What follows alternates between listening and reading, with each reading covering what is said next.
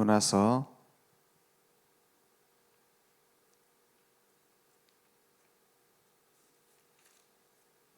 3장 1절에서 10절 말씀 함께 보겠습니다. 여호와의 말씀이 두 번째로 요나에게 임하니라 이르시되 일어나 저 큰 성읍 니느웨로 가서 내가 네게 명한 바를 그들에게 선포하라 하신지라.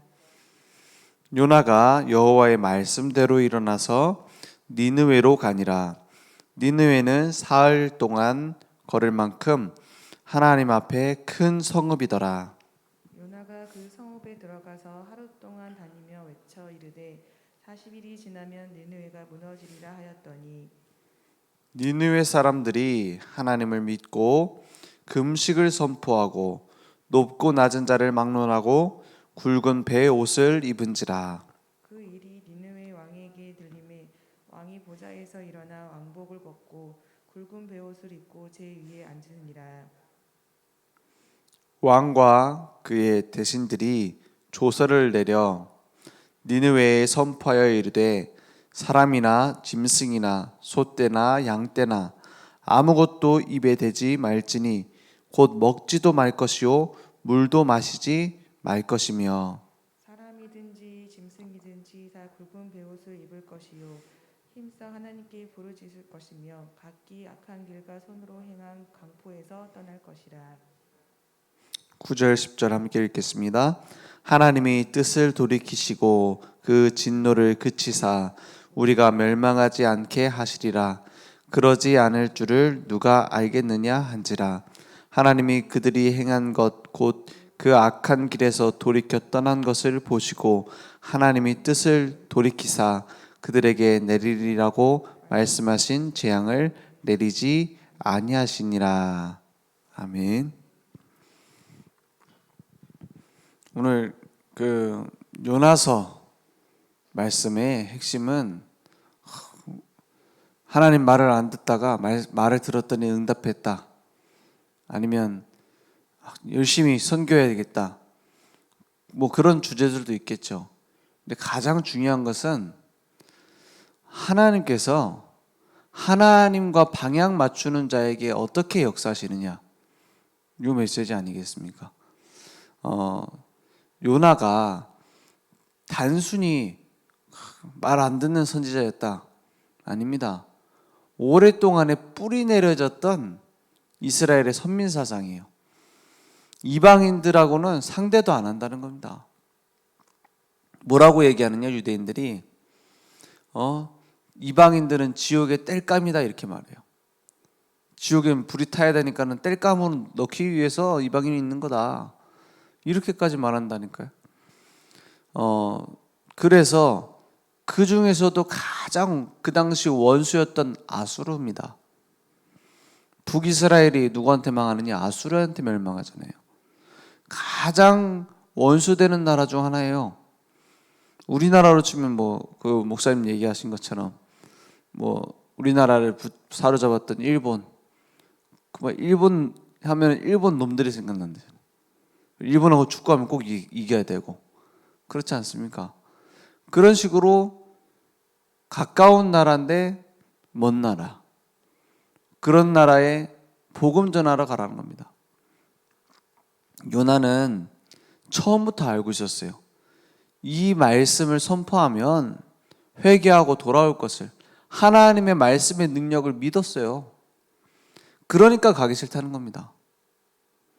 아니, 그리스도가 선포되면 회개하고 돌아올 거다. 믿으니까 안 가겠다는 거예요. 그게 어느 정도로 무서운 거냐? 완전히 내게 뿌리 내려져 있는 틀이에요.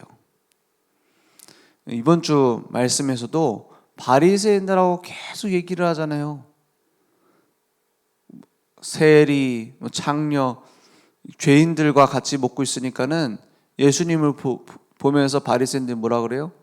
어떻게 그 죄인들하고 같이 식사를 하시냐?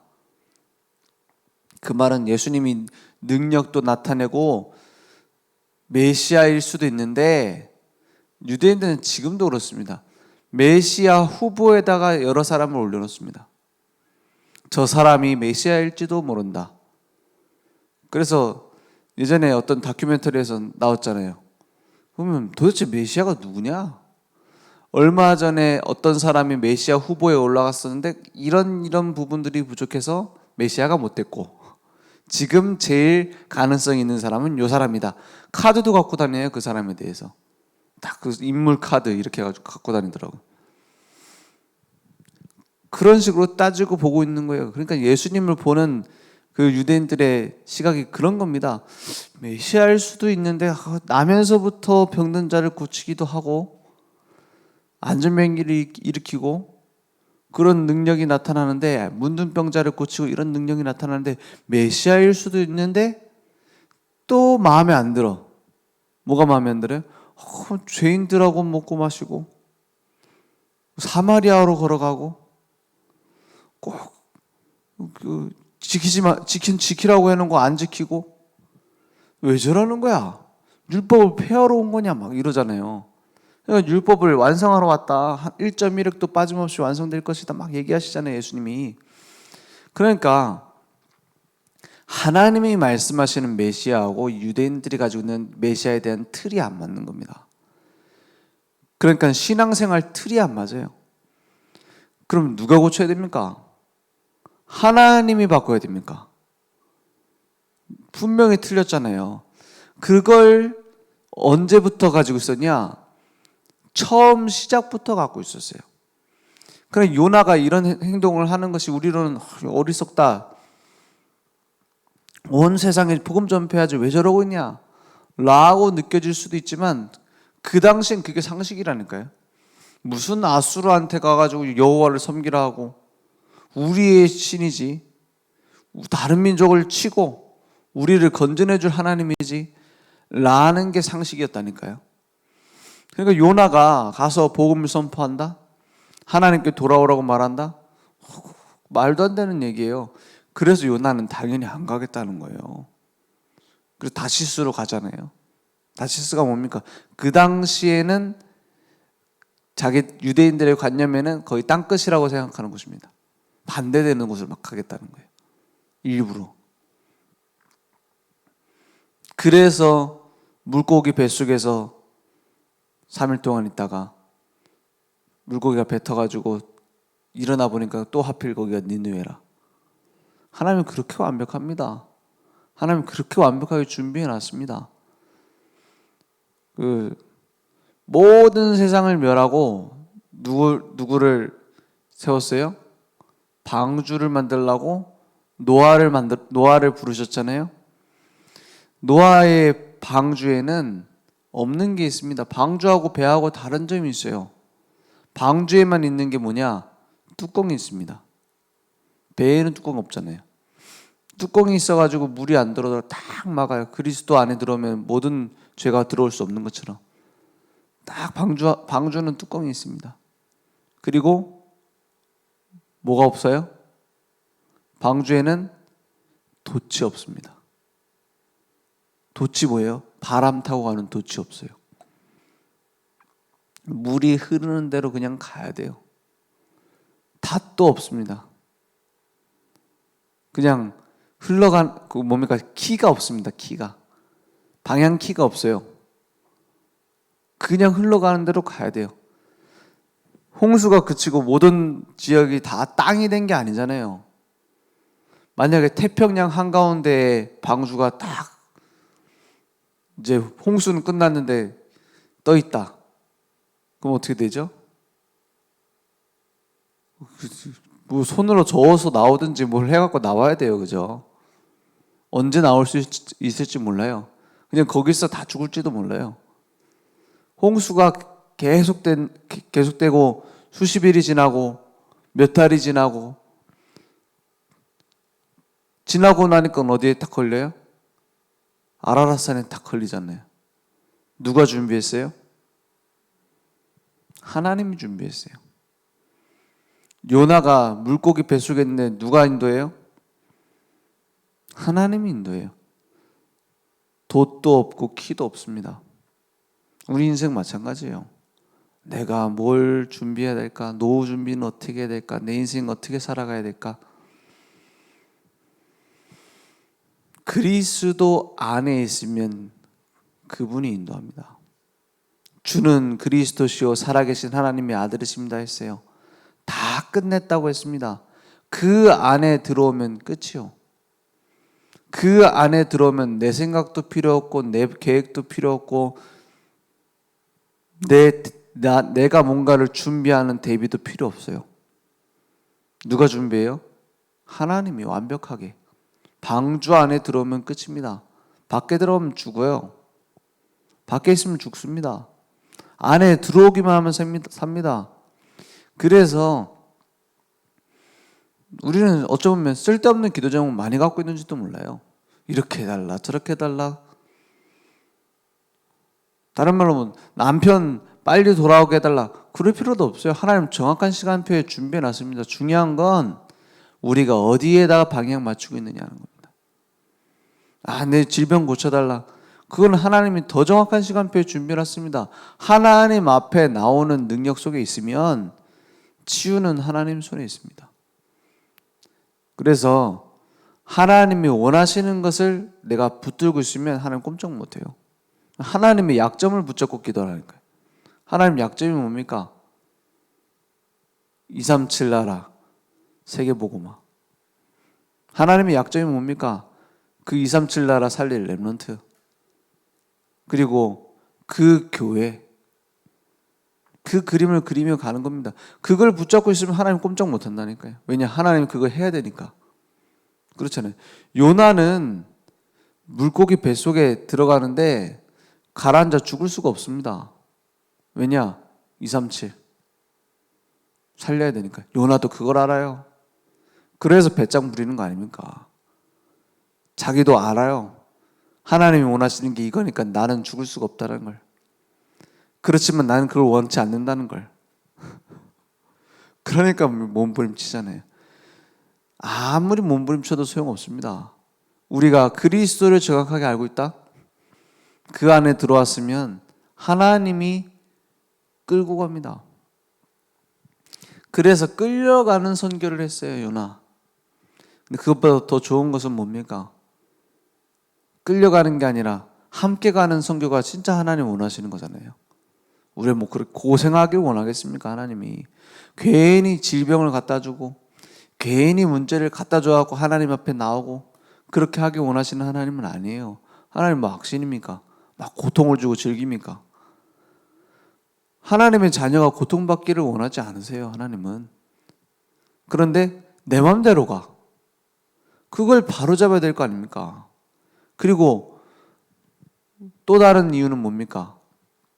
그 문제를 통해서 나를 증인 만드시려고. 요나가 이미 니느웨에 갔을 때는 하나님은 다 준비를 했어요.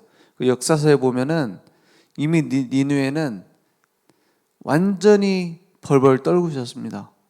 뭘 떨고 있었냐? 막 일식, 재앙 여러 가지 사건들로 인해서 이거 우리가 문제 있는 거 아닌가 막 불안해하고 있었어요. 하나님이 그 심령을 다 준비해 놨다니까요. 그러니까는 요나가 뭡니까? 너무 가기 싫으니까는 성경에는 이렇게 그냥 달아놓는 얘기가 잘 없습니다. 그래서 성경 이야기가 그냥 읽었을 땐 별로 재미없을 수 있는데 자세히 보면은 재밌는 표현이 많이 들어있다니까요. 3장 3절에 보니까 요나가 여호와의 말씀대로 일어나서 니느웨로 갔어요. 말씀대로 갔습니다. 어쩔 수 없죠. 가야 되니까. 니느웨는 근데 어떤 땅이에요? 사흘 동안 걸을 만큼 하나님 앞에 어떻게 큰 성읍이더라. 사흘 길을 가야 되는 성읍이래요. 사흘 길을. 이 표현이 괜히 있는 게 아니라 뒤에 있는 것 때문에 달려져 있는 거죠. 그런데 뭐 하고 있어요?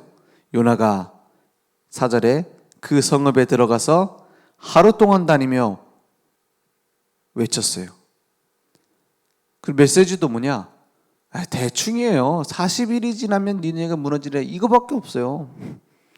여호와께 돌아오려면 어떻게 해야 되고, 왜 그리스도가 필요하고, 왜 하나님은 너희들 돌아오라고 하는지 메시지도 없어요. 그냥 40일 지나면 무너질 거야. 대충 메시지입니다. 사흘길 가야 되는데 사흘을 돌아야 되는데 하루 만에 끝내요. 4분의 1 만에. 그냥 뭐 회개해라 막 하고 돌아다니고 온 거예요. 뭘 어떻게 회개해야 되고, 그러니까 하는 게 뭡니까? 뭐 짐승들 막 베옷 입히고 막 이러잖아요. 그게 나쁘단 말이 아니에요. 실제 유대인들도 했던 그 회개 중에는 이런 모습이 있었죠. 가축들 뭐 베옷 입히고. 그런데 정확한 메시지는 전달 안 됐어요. 정확한 제자를 세우지는 못했어요. 왜냐? 거기에 관심이 없으니까. 그냥 하나님은 하나니까 뭐 어쩔 수 없이 끌려가서 했어요. 그 하나님 앞에 돌아왔죠. 그런데 나중에 니느웨는 또다시 무너지고 맙니다. 왜냐? 정확한 제자를 세울 수 있는 메시지가 없으니까. 정확한 제자를 세울 수 있는 뭐가 없어요? 제자에 대한 중심이 없으니까. 요나는 막 하라고 하니까 어쩔 수 없이 막 하고 온 겁니다. 마치 뭐와 같아요? 베드로한테 하나님이 말씀하시잖아요. 야, 가가지고 이 음식들을 먹어라. 꿈에서 나타나가지고. 그러니까 저는 결코 먹을 수 없습니다. 부정한 그 음식을 먹을 수 없습니다. 라고 말하잖아요. 저건 먹을 수 없는 이방인들이 먹는 겁니다. 그러니까 내가 먹으라면 좀 먹어라 하니까 먹잖아요. 그게 무슨 의미입니까? 이방인인 고넬료한테 이달리아 부대, 그 당시에 가장 중요한 자리죠. 중요한 자리 중 하나죠. 로마의 그 뭡니까? 특수부대 아닙니까? 그 안에 있는 고넬료에게 가서 복음을 전하라는 거예요. 그리고 세계복음화의 중요한 키인 현장을 살리라는 거예요. 안 가겠다고 하는 베드로가 어떻게 됐어요? 그래 먹으라고 하니까 간 겁니다. 가니까는 고넬료가 막 뛰쳐나와가지고 뭐 버선발로 나와가지고 어떻게 합니까? 그 영접하고 세례받고 하잖아요. 세례받으니까 성령이 임하잖아요. 그럼 얼마나 기쁜 일입니까? 그런데 나중에 어떤 일이 일어나요? 예루살렘 유대인들이, 다른 유대인들이 아닙니다. 예수 믿는 교회에서 뭘 합니까? 어떻게 이방인이 있는 데서 같이 밥을 먹냐? 이방인 복음 전한 그 시비도 아니에요. 어떻게 밥을 같이 먹었냐? 그러니까는 야, 오직 성령이 너에게 임하시면 너희가 권능 받고 땅 끝까지 이르러 내 증인들이라고 안 했냐? 예수님이 그 명령이 지금 성취된 거 아니냐? 지금 밥 먹는 게 문제냐? 라고 말해야 될 건데, 내 꿈속에, 내 환상 속에 하나님이 이렇게 먹으라고 하는데 어떻게 안 먹을 수 있느냐? 이방인한테 가고 말하라고 하는데 어떻게 안 갈 수 있냐? 밥 주는데 그거 어떻게 안 먹을 수 있냐? 그리고 세례 달라고 하는데 세례 줬는데 어떻게 성령이 임하는데 내가 그걸 어떻게 막을 수 있겠냐? 라고 말합니다. 핑계댄 거죠. 이 초대교회 때도 그랬어요. 요나도 마찬가지였다니까요. 가지고 있는 체질 때문에, 가지고 있는 생각 때문에, 종교적인 관습 때문에 할 수 없다는 거예요. 하지 않겠다는 거예요. 대충 하겠다는 거예요. 그래서 어떻게 됐습니까? 그 재앙의 불꽃은 어디로 옵니까? 유대인들을 삼킨 거예요. 그 재앙의 불꽃은 어디로 갑니까? 후대에게 간 겁니다. 그래서 노예되고 포로되고 소국되고 고통받고 끌려가고, 그래서 그 민족이 또 어디로 갑니까? 나중에는 가스실로 가는 겁니다. 그렇게 됐습니다. 그게 만약에 교회의 미래가 되면 어떻게 되겠습니까? 그게 만약에 우리 후대들의 미래가 되면 어떻게 되겠습니까? 그래서 완전한 복음, 유일한 복음을 어디다가? 70제자에게. 70제자가 뭡니까? 주님이 마지막에 12사도와 70제자를 세웠습니다. 그 의미입니다. 우리 현장에 올바른 복음 가진 제자를 세우는 겁니다.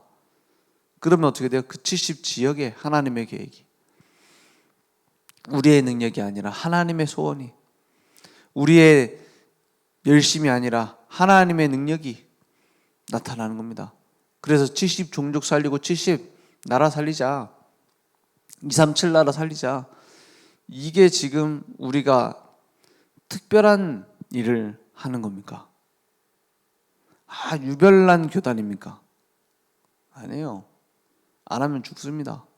안 하면 요나가 그 후대가 당한 고난을 똑같이 받아야 돼요. 그래서 우리를 부르셨습니다. 오늘 237 나라 살리는 남은 자로 우리를 부르셨고, 순례자로 걸어가게 하시고, 정복자로 우리를 부르셨기 때문에 우리는 정복자로 서게 될 겁니다. 오늘 그 언약을 붙잡으면, 요나는 그래도 한 가지 믿었어요. 뭘 믿었죠? 이 복음 선포되면 하나님의 능력이 임한다는 거. 그죠? 어떻게 보면 우리가 요나보다 못한지도 몰라. 우리 남편 절대 안 믿어요. 우리 지역은 절대 안 돼요.